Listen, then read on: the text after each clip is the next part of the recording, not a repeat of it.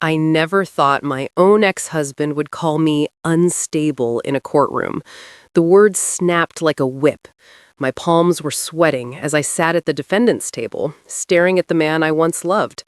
We had built a life together. We had a child together. And now, here he was, his attorney carefully painting me as a danger to my own daughter. The judge's eyes flicked from his papers to my face, measuring, calculating. In that moment, I felt like I was shrinking in front of the whole world. But what none of them knew, what even I didn't realize until seconds later, was that my 7-year-old had a secret in her backpack that would burn this entire lie to the ground. The day had started like any other custody hearing. I'd rehearsed my words 100 times in the mirror. I'm a good mother. I'm stable. I'm loving. I thought if I just spoke calmly and truthfully, the court would see who I really was. But my ex played his role like a Broadway actor. He told the judge I'd been screaming at our daughter. He said I'd broken dishes, that I'd locked myself in the bathroom for hours, leaving her alone. Lies. Every single one. My throat burned as I listened. He even produced a neighbor's written statement claiming they'd heard me yell obscenities.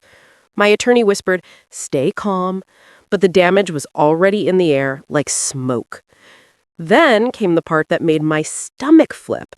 My ex looked at the judge and said, "Your Honor, she's mentally unfit. I have texts, photos, recordings. I fear for our child's safety." He tapped his phone dramatically. The courtroom murmured. I wanted to scream, but I couldn't. The judge gave me that stern warning look, the one that says, "Don't make me hold you in contempt." So I sat there, swallowing my anger, feeling my whole identity being stolen word by word. From the back row, my daughter sat with my sister, clutching her favorite unicorn backpack. She was supposed to be coloring quietly, but I noticed her little eyes darting from her dad to me. Something about her face. It wasn't fear, it was determination. I didn't know yet that she'd been filming something on her iPad weeks before. I didn't know she'd carried that secret like a stone in her tiny pocket, waiting for the right moment. The judge turned to me. "Ms. Carter, do you have any evidence to refute these claims?" My attorney rose. "Your Honor, these accusations are baseless. My client has no history of instability, no documented incidents." The judge held up a hand. "We're not here for speeches. Evidence."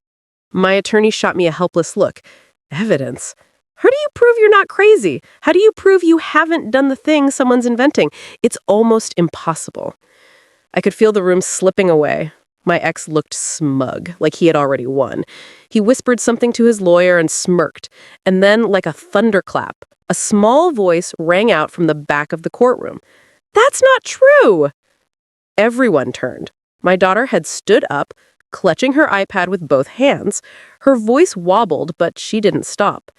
"My mom didn't do those things. Daddy did!" A gasp went through the room.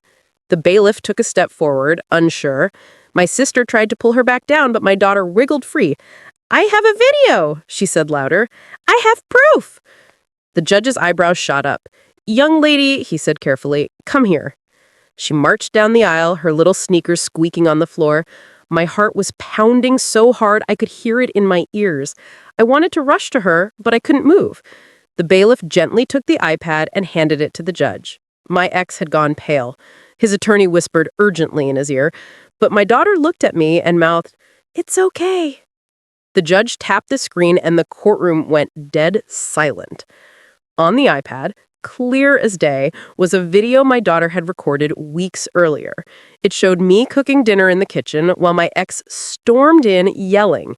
He was the one breaking dishes. He was the one cursing. The video showed him grabbing my arm, shaking it, while I told him to stop. My daughter's voice could be heard whispering from behind the camera, "Daddy, don't hurt Mommy." And then, as if that weren't enough, he looked straight at the camera and snarled, "If you tell anyone about this, no one will believe you. I'll make sure of it." Every breath in the room froze. The judge replayed it twice. My attorney's mouth hung open. My ex's face had gone chalk white. He started to sputter. That's out of context." The judge slammed his gavel. "Enough. His voice was steel. He turned to my ex.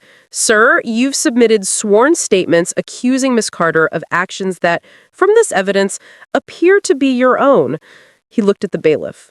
"Take him into custody for perjury and endangerment." The room erupted. My sister burst into tears. I covered my mouth, shaking.